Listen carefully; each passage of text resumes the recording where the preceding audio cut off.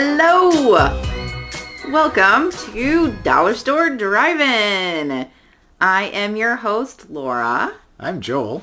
And we're the Newlydeads. We are the Newlydeads. You're speaking very matter-of-factly. I was like making sure I'm saying what I'm supposed to be saying correctly. We watched a movie last night. We did. We watched Monster Party. Ooh, Monster Party. Did I hold it up right? Yeah. I did. Excellent. And that, if you watch the Pick a Flick episode, that is the movie that we decided on based on pure randomness. And I'm pulling up my phone because it's got some of the key components in here that we will need. And that's not what I want. I thought I was prepared. I apparently was not. We have new lights, and I'm afraid it's going to fall on my head. Yes, we're testing out some new gear that had been purchased for the channel.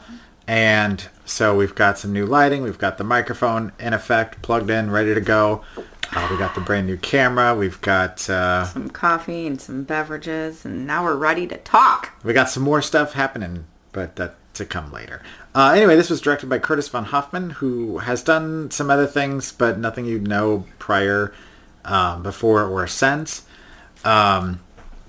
And as far as the cast goes, there's a couple people you'll recognize. We mentioned on our previous, on the Pick a Flick episode, that Robin Tunney from The Craft and Empire Records was one of the leads in Supernova. I keep mentioning, even though nobody watched that movie.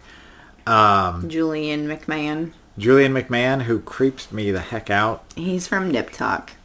If you know, you know. That was a good show. He was also Dr. Doom in the Fantastic Four that happened a while back that nobody talks about anymore. But yeah, he weirds me out whenever I see him. And then the one you're most excited about was Lance Reddick. Gotta love some Lance Reddick. The man's got a great voice. He was in the Resident Evil series that was also failed. He's currently part of the John Wick universe. And he's just got a lot of stuff going on. But then there was other people that popped up that we recognized, like Erin Moriarty, who is a cast member on The Boys. And Chester Rushing, who is a Stranger Things alumni, who just is one of those guys that, I'm sure he's a perfectly nice guy, but for some reason you want to punch him in the face. Which, is good if you want to have a character that's kind of a frat boy. Not that there's anything wrong with frats necessarily, but, like that stereotype that they create in films, where they're kind of the douchey guys. Let's read back up on that. And then the weird surprise thing was Bill Engvall? Yeah, I don't know quite. We were both a little surprised when we saw his name pop up in the credits. Maybe they were like, "Hey, buddy, you want to do a weird part real small part in a movie?" And he was like, "Sure. Here's your sign." That's all I know from Bill Engvall. I mean, he was fine. He was he played one of the character's fathers. Kind of a linchpin of the story, ultimately. In a way. Yeah, but not a very long scene. He was in the middle, end of the first act and the very last part of the last act.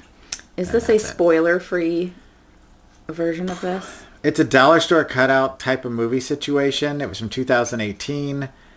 Most of you probably will not have seen this. I didn't check to see where it's available to stream currently, but I'm pretty sure it's readily available to download or watch for free. So yeah, we can get into it. We'll just warn people ahead of time. This is not a spoiler-free review. So there's spoilers. So there is spoilers allowed. Spoilers ahoy. Get your cap on. We're headed to the high seas of spoilers. Maybe you just don't give away the ending. Well, it's kind of hard not to talk about it without the ending, because their ending is important in a way to me. I still recommend that everyone, go out to the Dollar Tree and see if they can find it. Yeah, you'll be surprised what you'll find. A lot of them are not great films, but there are some gems, some diamonds in the rough. And sometimes you just want to watch a not so great movie. It's like I said, it's like going to the video store back in the day and buying something or renting something based on the cover art, or just taking a chance.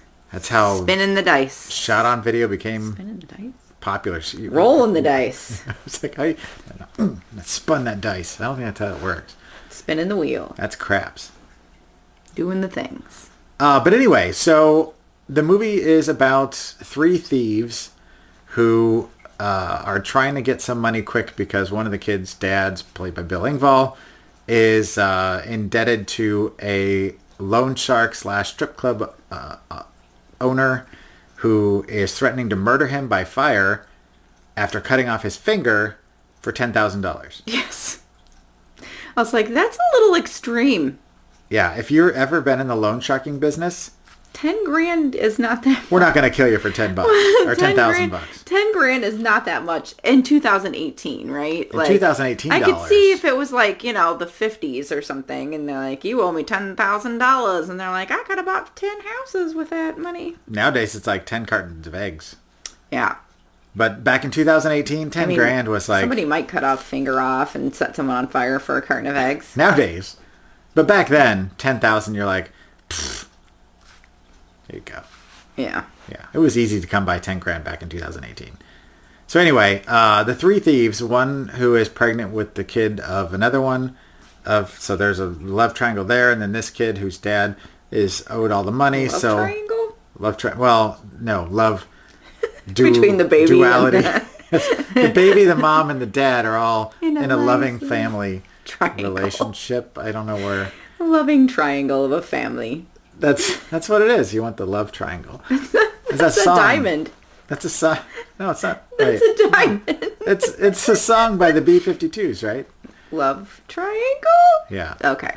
Anyway, so there's some stakes, and the kid's got to come up with 10 grand, and he's got until Sunday. Yes. I think, and it's like on Friday when this all happens. Yes, and meanwhile, the dad's still bloody and beaten up at the strip club. Just hanging out at the strip club. They're going to feed him, bathe him, keep him safe until Sunday, and then after that, they're going to burn him alive. Yeah. Because that's, just protocol. I'm going to burn you and your friends and your whole, life. Your whole life down.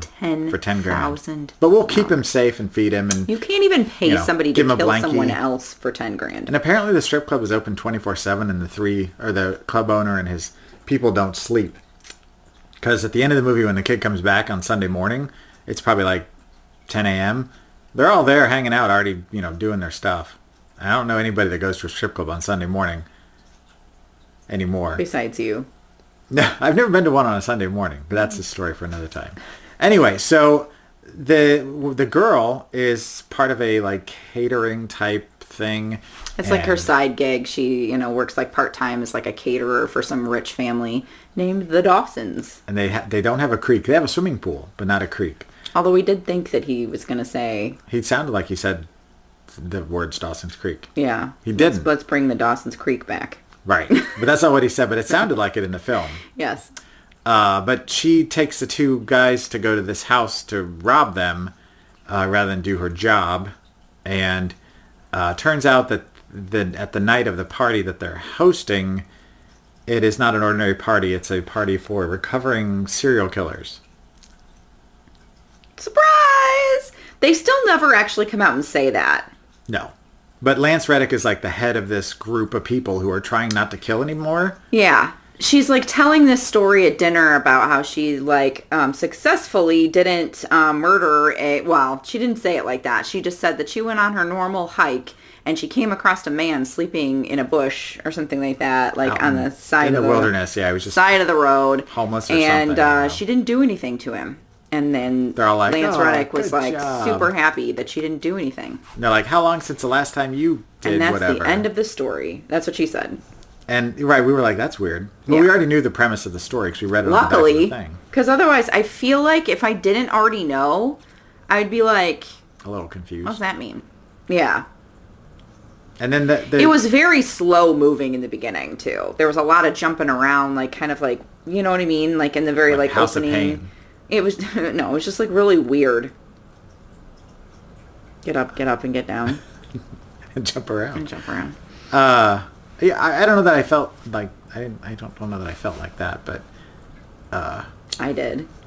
They then talk about how long it's been since the last time they murdered anybody, and it's a weird group of there's the family of four, the mother, the the Yeah. father and the two kids, the And then, like, son and daughter. the kids' friends. Which is like three... Freckles McGee or and... two of them, and they're... floppy hair... McDouchels. And then there's a guy that's kind of like a Patrick Bateman wannabe. He's kind of dressed nicely, but he's got tattoos. Yeah. And kind of longer hair. And he's trying really hard to not be a serial killer. He's trying... Yeah, he's the one that's kind of... They focus on his story after that. And then the caterers. Oh, and then there's Lance Reddick, and then his tiny girlfriend? I don't know what she was. She was very quiet. She didn't have any lines. She didn't really know what to do with her character, I don't think. She stabbed herself, and that was even off camera. No, she didn't even stab herself. She just, like, slit her wrists or whatever. Oh, she killed herself off screen. I don't know why. She unalived herself. Because, yeah, she apparently was struggling with this thing and didn't want to... I don't know if she didn't want to participate, or she just felt bad about things, or she just didn't know what else to do, but... Bye. So then the son... Bye, butter dress. ...decides to kill... that he's... She's wearing yellow. Got enough, so he's going to kill one of the caterer people. Yeah. And that sets off a chain reaction that then makes the entire house essentially... Well, the reason that the whole household explodes is because they're trying to rob them while they're catering. Correct. To get the money for the dad. So they have to, like, figure out the security system, and then they're doing all this, like, sleuthing, and then he's like, okay, you need to be in this monitoring room where it's got a bunch of cameras and stuff like that, like a security office. Kind of, yeah. The house looked like the White House on the outside. It literally looked like the White House. And then, white. Yes. And so they had, like, this security office room, and then the one caterer had to be in there and keep pushing a button the entire time that the other kid was in, like, the bedroom. Otherwise, all of the windows would lock and the alarms would sound. It's kind of like an EDM sort of thing, where, like, or EMP, not EDM. It wasn't electronic dance music. No, it was like an EMP, where it shut down the power in just that room. Yeah. Temporarily, but it only lasted, like, 10 or 15 seconds. But more than that. The son comes in, catches the caterer coming out of the room. Like, he, like, came out of the room for a second or something, or he said, like, come out of that room, like he knew he was in there. And he's like, oh, I had to go to the bathroom. He's like, oh, I'll take you. Yes. He goes, oh, you forgot where the bathroom was, even though you were just in there, like, an hour ago? Like, okay, whatever. He got turned around. Yeah, and then, so he's like, I'll take you to the bathroom, and then murdered him. And he went crazy, murdered him, and then... chopped his hand off. The girl finds out. She freaks out. Well, so... he murders him. Oh, right. And then the alarm starts going off because no one's pushing the button. So then they're all, like, eating dinner, and they're like, what? And all the shutters come down, like in The Purge. Yes. Like, everything just goes... And it's like, woo, woo, woo. And so then they run upstairs, and then they're like, who's in the, like, security office? Like, who's in the bedroom? Like, what's going on? And, like, the kid comes out, and he's all bloody, and they're like, what did you do?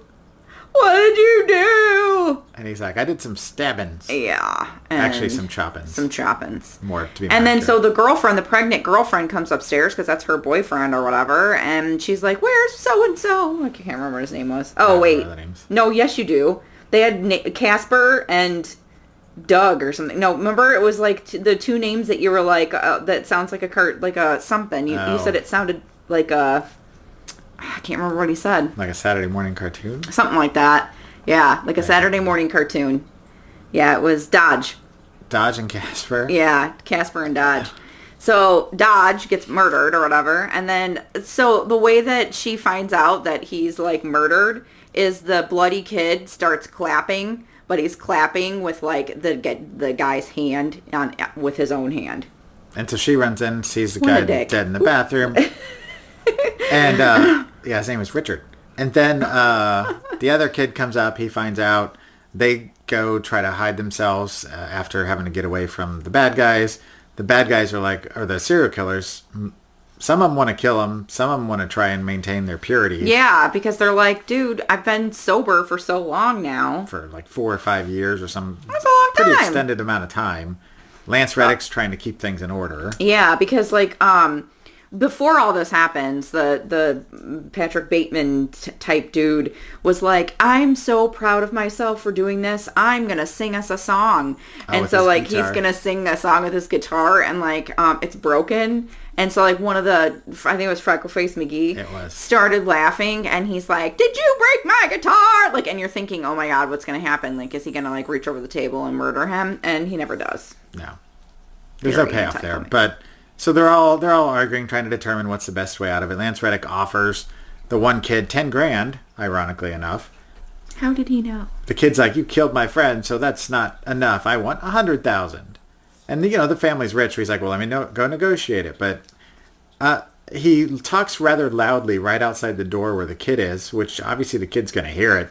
And he tells Julian McNiptuck that Mr. Dawson, he's going to drug him, get him hooked on, narcotics. And then the cops are just going to be like, oh, these people are on like meth or whatever. And they're not going to believe them because they're so drugged out and that they're going to be hooked on drugs. And then they're going to find the money and they're going to arrest them. So they're never going to like be able to tell what happened. There was murdering going on here.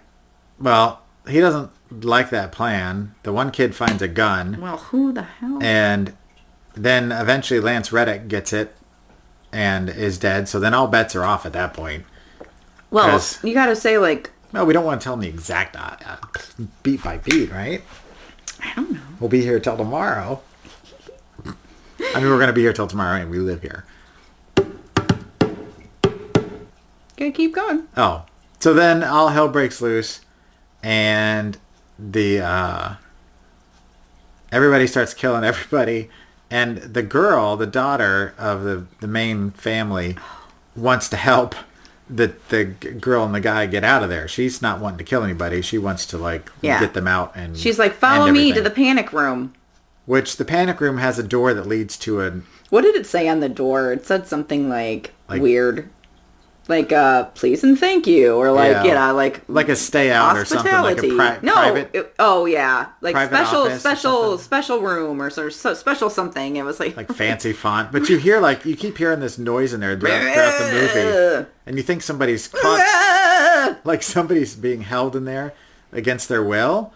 And then you see this... Are. And then they finally show like the family. And there's like this blurry, weird picture of this guy that has like a crazy face, but it's like blurred and like weird. The fifth member of the family. Where'd this guy come from? What's his story? What's his deal? We never get his deal. He's in the basement. He's in that weird panic room behind the special. I wish I could remember. Private room, yes. Office. Something. It was like private room or private entry or private something. He's locked up, like he's chained up with in a bunch of cages. A cage, but then the one thing that makes him come alive or like makes him like go crazy nuts is a freaking music box. Better not lay a finger on his butterfinger. So they start playing Mickey was the name of the guy. He goes like, okay, I have to say this part. So Niptuck or whatever, Julian McNiptuck. He like opens the thing and he's like, I completely forgot that I even had him locked up down there. Well, you gotta feed him. He's a living creature. How long? How long's he been down there? Mutated or whatever. He's deformed, but he's not. What? He's still a human. And so he's like, hee, and then he like opens up the music box, and then all of a sudden, like Mickey starts going nutso in the basement. But he's like upstairs in a side room. I don't know how he heard it, whether he put it over the loudspeaker. Maybe it was what they were trying to insinuate. I don't know. I think he was just playing it. Anyway, this drives Mickey so nuts that and then the girl realizes, she's like, oh no, we're not alone in here. No. But this dude's chained up and behind these like fences. So he's not like he's just like hanging out in the room that's unlocked. He's behind a locked door in a room that he's chained up in a cage. And so this music box makes him go so crazy that he breaks out of the cage, breaks out of his bondage, breaks out of the office, into the room where all the two thieves are and the daughter. Do you remember what he says? And he murders one with his teeth. He's like, and he murders the pregnant girl. Her face off in like, I don't know, 30 seconds. It's like 15, 20 seconds maybe.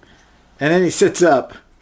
And what does he say? I wish I could remember what he said. He's like, good night and God bless or something. And he goes, honky honky. He's got a bike horn from somewhere. Honky. You know, like Art the Clown from Terrifier, this was before. What the hell? It was not before Terrifier or All Hallows Eve, but yeah, where'd he get the bike horn from? Why did he have it? Good night and God bless.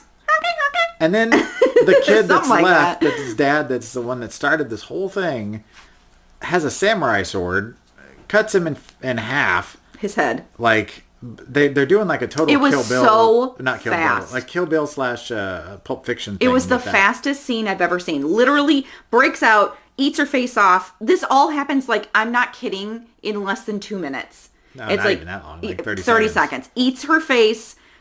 Good Says night, the God line. bless. Honky honky. Dead. Cut in half, and then that's it. Then the girl's like, we got to get out of here. So what do? They bust through a wall.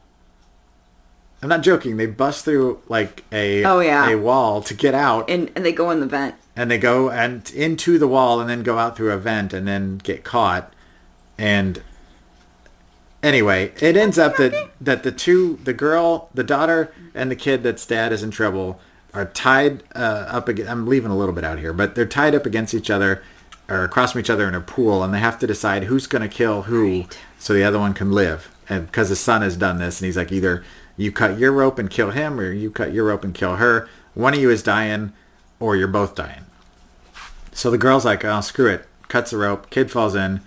The mom shows up, who's apparently been just hanging out somewhere. She's just not participating in any of it. Stabs the son, gets the daughter out, gets the kid out, and then you think, oh, it's all done. And then the son comes out, the daughter kills the son. The mom's okay with all of this, of course. And the kid's like, you know, she's like, what's it going to take to, you know, keep this on the DL? He's like, $100,000, and I also want one of your cars.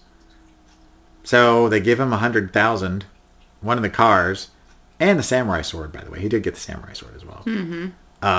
The girl says something to him about, you know, have a nice Sunday or whatever, or it's Sunday morning, something. Good night and God bless. To remind you that it's Sunday. Okay. They're cleaning up the mess inside. He gets in the car. He drives away. And at this point, if this would have been the end of the movie, I would have been happy. Like, I didn't hate the movie. It was interesting. It was fun. For the most part, I enjoyed it. You have to see it just for the scene, the one scene. Just the honky scene. But if he would have just driven away, you're in your mind, you're like, okay, he went to the strip club. He paid the $10,000. Got his dad. They got in a car. They still had $90,000 or $99,990 because he had $10,000 and he only had he had to give him $10,000, right? Grand, not $10. $10,000, right? I'm not all here today. So anyway, so they still had $90,000, but that's not where they ended it. He drives back to the strip club, goes full Bruce Willis in Kill Bill, or in Pulp Fiction. Yep. A la Kill Bill, with the sword. Even the music sounds reminiscent. Was it Marissa Liu or whatever? And he just starts murdering everybody in the strip club. Why? All the workers there. There's no patrons, just workers. Dancing. He's killing the dancers. What'd they do? Nothing. They're just working there. There's single moms or whatever that are working there trying to go through college. Better college. life. So he's murdered like 2 or 3 of them. He murders the henchmen, at least 3 of them. 4 altogether when he gets to the back room. No reason for it. Murders the head of the strip club. Drops the sword on the ground. His dad smiles at him. He smiles at him. And that's the end of the movie. So, okay, the people at the house, nobody's going to know about that. They're going to cover that up. That's going to disappear. Not worried about that. Nobody's going to say anything. Who's going to care? But at the strip club, somebody's going to care. Yeah. He could have just got away scot-free. He could have given him the money and they could have driven off into the sunset and started a new life. And maybe his dad still would have been a mess up. He might have had a little PTSD. Both of them might have had a little PTSD that they had to deal with, but they would have been He fine. could have gone on to the Redneck Could Comedy have had Tour, $90,000. that's enough to start a decent new life, get a place to live. I want $90,000. They got a super nice car that they could have Tax-free. sold, technically, if they had the title to it. But if not, they've got a nice car. At least they got one that'll drive them around. But no, he's got to murder a bunch of people for no reason that, the cops aren't going to know any better. They're not going to care whether this guy's a degenerate or not. Yep. And the strippers, they've all got, They had nothing to do with it. So he murders like 6 or 7 people, turns into this badass. Not badass, dumbass. And drops the sword like he's going to leave it with his fingerprints all over it. And various people's blood. So, with all that being said, we've been talking for a very long time, almost 25 minutes about this film. Because we gave you a shot-by-shot remake in our brains. Honky. Incidentally, that's one of her favorite parts of everything. Terrifier and Art the Anytime Clown. there is a honky horn. She gets very excited. I do. That. So it's just so silly. Yes. If you're at your, is it? Oh, Monster Party. If I always want to call it Murder Party or Killer Party. Oh, and incidentally, this the cover, this this happens, but this not does like not that. happen. Yeah. So if you're at your dollar store, Dollar Tree, wherever. We got the Dollar Tree. I mean, I feel like for $1.25, I was entertained. Would I edit it and change the story a little bit? Yeah, not my movie though. So, not my decision. But, how many are we rating this? How are we rating this? You know what we're rating it out of. Is it 5 bicycle horns? Yes. Of course it is. So out of 5 bicycle horns, how many do you give this film Monster Party? Out of 5 bicycle horns, I'm going to give it 3. 3 out of 5? That's where I'm sitting too. Yeah. It's entertaining. I from the beginning of the movie, I'm like... a waste of time. No. I said it to you. I'm like, this has got some of the highest production quality we've seen outside of... Yeah, I like Don't the Be Afraid of people the in Dark. it. The people in it were good. The story's a little shaky. It's a little bit, rough around the edges. Yeah. Kind of like this show. Kind of like us. A little rough around the edges. So that's why I liked it. But outside of your thoughts of being maybe a little slow at the beginning, I didn't feel that way, but it moved. It had a beginning, a middle, and end. Everybody was there. I mean, nobody was like phoning in anything, I don't think. Yeah. And it was interesting. I had fun with it. Would I watch it again? Nah. Probably not. I might fast forward to the honky scene again, just because. And show people it. Right. Like, look at this dumb scene. Because she likes it so much that, I'd want to see her laugh. God, I just want to remember exactly what he said. I know it was something like, good night and God bless, or something like that. Yeah, like, and okay. Why? Where you got the bike horn? It's like they were like, dude, murder this chick with your teeth, and then say something funny, and then you'll die. So, this is your chop. Like, this is your shot. Or maybe he didn't have any lines. Oh. And, like, he was like, I gotta say something. He's like, I'm going to Robin Williams it. I'm just going to ad-lib something. Which, incidentally, the actor that plays Mickey... Nice-looking guy. Nice-looking dude. Could have been one of the other dudes. Could have been the Patrick Bateman... Should have been. ...clone. Could have been, Should have been. Freckles McDougal. Should have been. Could have been any of the other characters in the film. But they put him behind all this makeup and gave him one line. I know. It's a shame. Because the guy looks like he belongs in a movie. Yeah. Not as a covered in makeup kind of guy. Yeah. Not that there's anything wrong with that. No. But, yeah. Poor choices were made. Or he could have done dual roles. They could have saved on the cost of He was kind of like actor. a sloth character. Yeah. We thought at first it was Bill Engvall. Because we're like, where's Bill Engvall? We couldn't and figure then out who he was. we realized, oh, he's the dad. Because he was so battered and bruised, then you didn't really see him. He didn't say much. You can see at the end of the movie, you're like, oh, there he is. Yeah. At the end, you're like, oh, no. Because he's lost some weight, but it was still clearly him. Yeah. But it would have been funny if he was that character just because, he's under all the makeup. Yeah. But anyway, so this has been another edition of Dollar Store Drive-In minus the dining. And if you'd like to find us, where can they find us?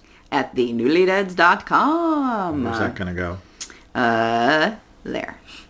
Right there? All right. Yes.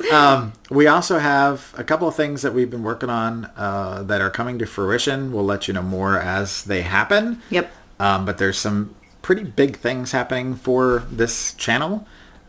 So once everything is done and ink is dry and et cetera, there's no ink actually, but once things are done, we will give you some more updates as far as what's happening with us. Yeah. We're really going to try working on doing different backgrounds and stuff like that too. We're tired of this blank white wall and this sad little couch. And with all the upgrades that my beautiful wife here has been putting into the show, we are going to try and also improve the rest of it. So yeah, the entire experience seems a bit more professional. Mm-hmm. And if you go back to our original video minus our wedding video, everything from the start to now, you can see a progression.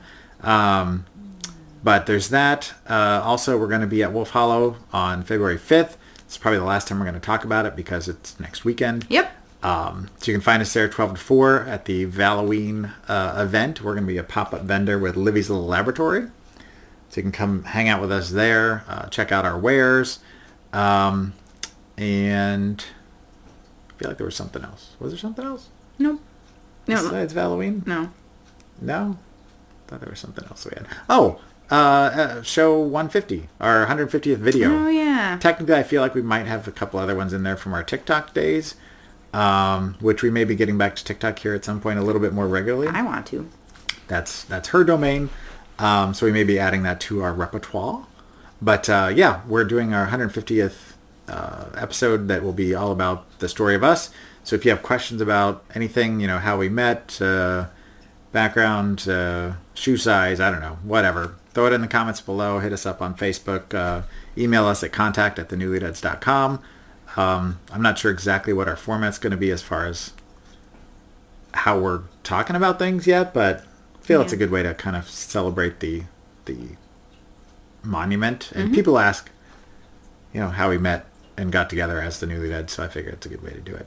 Just make one episode and then just direct you to that. Yeah. All right. Well, thank you very much for watching, and we will see you later. I'm Joel. I'm Laura. We are the Newlydeads.